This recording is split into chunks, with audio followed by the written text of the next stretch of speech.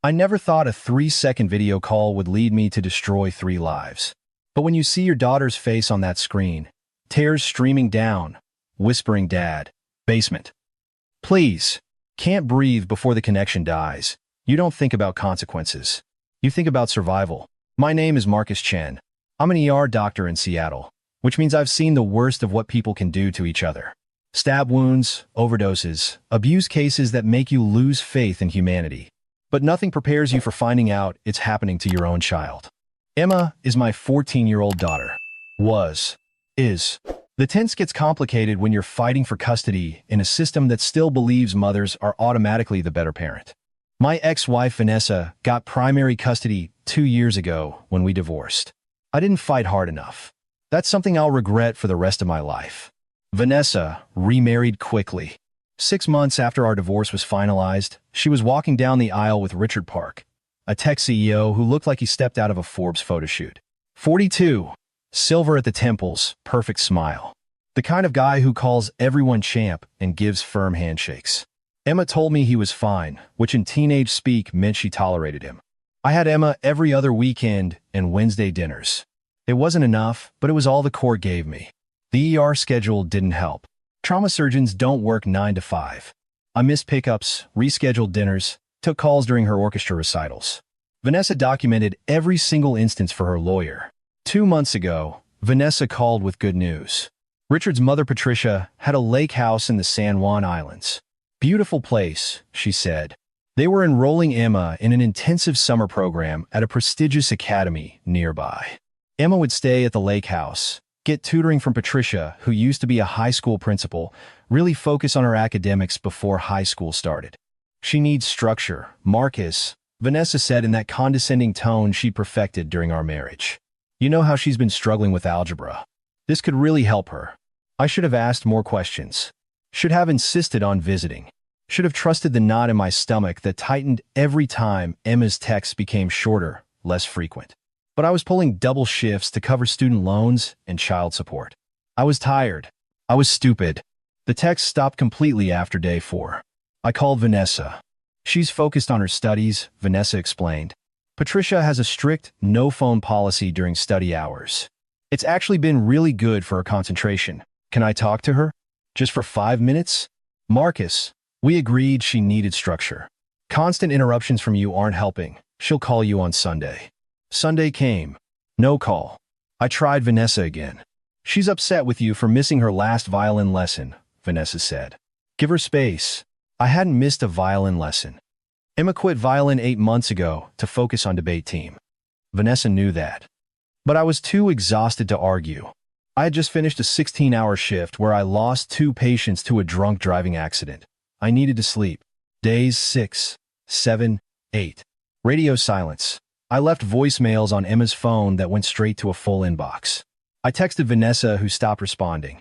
On day 9, I called the summer academy. "I'm sorry, sir, but we don't have an Emma Chin enrolled in any of our programs," the administrator said. The knot in my stomach became a fist. I called Vanessa 17 times.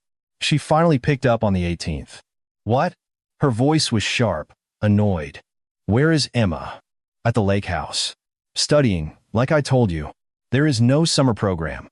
I called the academy. Silence. "Then, she's doing independent study with Patricia." "Same thing. Let me talk to her." "Right now." "She's asleep." "It's past 10, Marcus. Some of us maintain consistent schedules." "Wake her up." "No. You're being paranoid and controlling. This is exactly why the court limited your custody." She hung up. I stared at my phone, hands shaking. Something was wrong. Every instinct I'd developed in 15 years of emergency medicine was screaming at me. But I was also a divorced father who'd already been painted as unstable during custody hearings. If I showed up at Vanessa's door making accusations, it would only make things worse. I lasted until day 10. Then I did something that probably violated a dozen laws. I used Emma's old iPad to track her location through Find My Friends. We'd set it up years ago, before the divorce, and nobody had thought to disconnect it. The iPad was stationary at the lake house coordinates. It had been in the same location for 9 days. I called the local police. "My daughter might be in danger. She's 14, hasn't contacted me in 10 days. Her mother is lying about where she is." Is there a custody agreement in place, sir? Yes, but that's not. Does the mother have legal custody? Primary custody, yes. But then, I'm sorry, sir, but this is a civil matter. If you believe the custody agreement is being violated, you need to contact a lawyer. I tried explaining. The patient dispatcher listened, took notes, but I could hear it in her voice. Another paranoid divorce dad. Another custody dispute disguised as an emergency. I hung up and booked the next flight to Seattle. That was when Emma called. Not called. The iPad suddenly lit up with a FaceTime request at 11:47 p.m., unknown number. My heart stopped. I answered. The screen was dark, pixelated. I could barely make out Emma's face. She was crying, hair matted to her forehead, dirt smudged across her cheek. Dad. Emma. Baby, where are you? Are you okay? Basement. Please. Can't breathe. The screen went black. Call ended. I tried calling back immediately. Number disconnected. I tried the iPad's location, still at the lake house. I didn't sleep. I sat in the airport terminal for 6 hours, waiting for my 6 a.m. flight, calling the San Juan Islands Police Department over and over. Finally, a sergeant named Morrison took me seriously. I'm sending officers to the property now, Dr. Chen. We'll call you as soon as we know something. The flight was torture. 4 hours that felt like 40. I kept watching the 3-second video I'd screen recorded. Emma's face, the fear in her eyes, the way she could barely get the words out. Can't breathe. Morrison called when I landed. We found her, Dr. Chen. She's being transported to Island Hospital now. She's alive. What happened? Where was she? Basement of the lake house. Officers had to force entry. Miss Park and Mrs. Patricia Park are being detained for questioning. The drive to the hospital took 30 minutes. I made it in 18. I think I ran 4 red lights. Didn't care. Emma was in a private room. IV in her arm. Oxygen sensor on her finger. She looked so small in that hospital bed. When she saw me, she started crying. I held her. She held me. Neither of us could talk for a long time. The doctor on duty was someone I knew from a conference. Dr. Sarah Kim. She pulled me aside while Emma slept. Severe dehydration, mild malnutrition, some bruising on her arms and legs. We're running a full panel, but physically, she'll recover. Psychologically, Sarah shook her head. Marcus, what happened? I don't know yet, but I was about to find out. Sergeant Morrison came by that evening. He had Patricia Park's diary in an evidence bag. We found this in the basement, along with some other concerning items. I think you need to read page 47. I read it. Then I read it again, because my brain refused to process the words. Emma continues to show disrespect. Speaking back, questioning rules, typical entitled behavior. The basement protocol is working as expected. Day 7, and she's finally learning compliance. Richard agrees, this is necessary. Vanessa is weak, but understands the results matter more than the methods. The last one broke after 5 days. This one is stronger. The last one. There was another child? I asked Morrison. We're investigating. Mrs. Park was a high school principal in Spokane before she retired. We're pulling records now. I spent that night in Emma's hospital room. She woke up around 3 a.m., disoriented, panicked. I calmed her down, got her water, waited until she was ready to talk. It started the second day, she said quietly. I was helping with dishes, and I dropped a glass. It was an accident. But Grandma Patricia, Emma's voice caught. She said I was careless, that I needed to learn respect. What did she do? She told me to go to the basement and think about what I'd done. I thought she meant for like an hour, but Richard locked the door. From the outside, I felt something cold settle in my chest. Where was your mother? Shopping. When she came back, I could hear her arguing with them upstairs. But then it got quiet, and nobody came. How long were you down there? 11 days. I counted on the wall with a rock I found. Grandma Patricia brought water and crackers twice a day. She'd open the slot in the door and push them through. She said I could come up when I learned proper respect. 11 days. My daughter was locked in a basement for 11 days while I was across the country saving strangers' lives. The iPad, I said. How did you call me? I found it in a box of old stuff. I guess they forgot about it. I charged it with a cord that was down there and waited until everyone was asleep. I only got one try before the battery died again. 3 seconds. That's all she'd managed. 3 seconds that saved her life. Over the next week, while Emma stayed with my parents in Bellevue, I learned things I wish I could unlearn. Patricia Park had been principal of Spokane East High School for 12 years. She was forced to retire after multiple complaints from students and parents about excessive disciplinary measures. The complaints were vague, carefully worded, but when Morrison and I started making calls, the real stories emerged. A student locked in the supply closet for 3 hours for chewing gum. Another forced to stand in the corner of Patricia's office for an entire school day without food or water for talking back. Multiple instances of students being isolated, publicly humiliated, psychologically tortured in the name of discipline. The school board had quietly pushed her into early retirement to avoid a scandal. Sealed the records, gave her a pension, let her walk away. Then there was Richard. Richard Park's first marriage was to a woman named Michelle Torres. They had a son, Daniel, who would be 16 now. According to divorce records, Michelle got full custody and moved to California in 2019. But when my lawyers started digging deeper, we couldn't find any trace of Michelle or Daniel after 2020. No social media, no employment records, no school enrollment, nothing. I hired a private investigator named Vince who specialized in finding people who didn't want to be found. It took him 3 weeks. Michelle Torres was living in a women's shelter in Sacramento under her maiden name. Daniel was in foster care. She ran, Vince told me.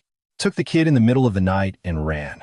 She won't talk to me, but the shelter director said she came in terrified, looking over her shoulder constantly. She was convinced Richard would find her and take Daniel back. Why didn't she go to the police? I asked. Director says Michelle claimed she tried. Richard's lawyers made her look unstable. Parental alienation, they called it. Said she was fabricating abuse allegations to get full custody. Classic Darvo. What's Darvo? Deny, attack, reverse victim, and offender. Abusers use it all the time. Turn the tables so the victim looks like the aggressor. The pieces were connecting in a way that made me sick. Richard had done this before. To his own son, and when Michelle ran, he just moved on. Found Vanessa. Got access to Emma. I called Morrison with everything we'd found. He brought in the FBI. They executed a warrant on the lake house and found the basement had been modified, padded walls. A slot in the door for passing food. A bucket in the corner. Scratches on the wall where other hands had counted other days. The forensic team found DNA evidence. Hair samples that matched Daniel Torres. They found him in Sacramento and brought him to Seattle. He was 16, angry, damaged. But he confirmed everything. My dad said I needed discipline, Daniel told the prosecutors. Said I was disrespectful like my mom. Grandma Patricia agreed. They'd lock me in there for days whenever I messed up. Forgot to clean my room, got a B instead of an A, didn't say yes sir fast enough. How many times? The prosecutor asked. I stopped counting after 20. 20 times. This had been happening for years. And nobody stopped it because Richard looked good on paper. Tech CEO, wealthy, well-connected. Who was going to believe he was torturing his son? The trial took 8 months. I had to relive every detail, as Emma testified. Watched her describe the darkness, the hunger, the sound of her own screaming that nobody answered. Watched the jury's faces as they realized a 14-year-old girl had been locked in a basement while her mother knew and did nothing. Vanessa's lawyer tried the parental alienation angle. Claimed I had coached Emma, but Daniel's testimony destroyed that defense. 2 children, different mothers, same story. Patricia Park got 15 years for multiple counts of child abuse, false imprisonment, and conspiracy. Richard got 25, with charges still pending regarding Michelle's disappearance. The FBI was treating it as a potential homicide now. Vanessa made a deal. Testified against Richard and Patricia in exchange for probation and mandatory therapy. She lost all parental rights. I got full custody, but the legal victory wasn't enough. I'm not proud of what I did next, but I'm not sorry either. Richard's tech company was called Innovate Tech Solutions. $40 million in annual revenue, contracts with 3 Fortune 500 companies, 90 employees. Richard was the face of it, the visionary. The Steve Jobs wannabe who gave TED Talks about disruption and innovation. I gave all of Richard's financial records to a forensic accountant friend of mine who owed me a favor from med school. She found what I hoped she'd find. Richard had been embezzling for years, funneling company money into offshore accounts, inflating expenses, creating fake vendor contracts, At least $8 million over 5 years. I anonymously tipped off the SEC and the company's board of directors. Innovate Tech Solutions collapsed within weeks. Stock price crashed, contracts canceled, lawsuits filed. Richard's co-founders who had trusted him lost everything. 90 people lost their jobs. I felt bad about that. The employees didn't deserve it. But Richard had built his empire on lies, and I wanted it burned to the ground. Then I went after Patricia's legacy. The Spokane East High School Alumni Association had recently renovated their library and named it the Patricia Park Learning Center in honor of her years of service. There was a plaque, a dedication ceremony, a scholarship in her name. I contacted every former student who had filed a complaint against Patricia. Helped them connect with each other. Helped them find lawyers. Within 2 months, there were 18 formal complaints filed with the State Education Board, 6 civil lawsuits, and a Change.org petition with 30,000 signatures. The school board voted unanimously to remove Patricia's name from the library. The scholarship was dissolved. The plaque was melted down. I found Michelle Torres in Sacramento. She didn't want to talk to me at first, didn't trust anyone connected to Richard, but I convinced her to let me help. I paid for her and Daniel to relocate under new identities, set up a trust fund for Daniel's college, connected Michelle with a job at a hospital in Oregon where I had connections. And then I did something that might seem petty, but mattered to me. Patricia Park had a family cemetery plot in Spokane, where 4 generations of Parks were buried. When she died in prison 3 years into her sentence, her family had her buried there with a headstone that read "Beloved Mother, Devoted Educator." I bought the plot next to hers. Not for me, for Daniel. I legally adopted him, changed his last name to Chin. When the paperwork went through, I had a stone placed next to Patricia's. Daniel Chin. Survivor. It wouldn't be his final resting place. The kid had a whole life ahead of him. But I wanted Patricia's legacy to be surrounded by the people she hurt. I wanted anyone who visited that cemetery to see his name next to hers and ask questions. Emma graduated high school last month. She gave a speech as valedictorian. I recorded every second. My dad taught me that real strength isn't about controlling others, she said to the assembled crowd. It's about asking for help when you need it. It's about believing people when they tell you something's wrong. It's about never giving up on someone, even when the system tells you to. She looked right at me when she said it. I couldn't stop crying. Daniel graduated the same year from a different school. He's starting at UW in the fall, studying social work. Wants to help kids in foster care. Emma's going to Boston University for pre-law. They talk every week, have a sibling bond I never expected. People ask me sometimes if I feel guilty about destroying Richard's company, about the employees who lost their jobs, about exposing Patricia's past when she was already in prison. I tell them the truth. No. Those 90 employees got severance packages and found new jobs. Most of them are better off not working for a criminal. Patricia died knowing her life's work meant nothing, that her name was erased from every place she thought she'd left a mark. Richard sits in prison knowing I adopted his son, gave him the park name back, but attached it to a survivor instead of a victim. Every day he wakes up knowing his legacy is gone, his empire is dust, and the family he tortured is thriving without him. That's justice. Not the legal kind. The courts gave them prison sentences, sure. But I gave them oblivion. I erased them from the story, except as cautionary tales. Emma starts therapy every Tuesday. Daniel goes on Thursdays. We have family dinners every Sunday where we don't talk about any of it unless they want to.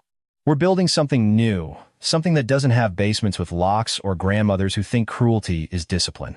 I cut my ER hours to part-time. Started a nonprofit that provides legal assistance to non-custodial parents who suspect abuse. We've helped 16 families so far.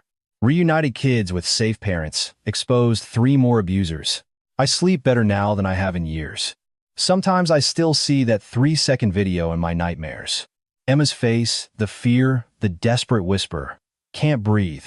But then I wake up and walk down the hall and see her door decorated with college pennants and debate team trophies, and I remember we made it out. Not everyone does. I think about the kids Patricia hurt over the years who never got justice.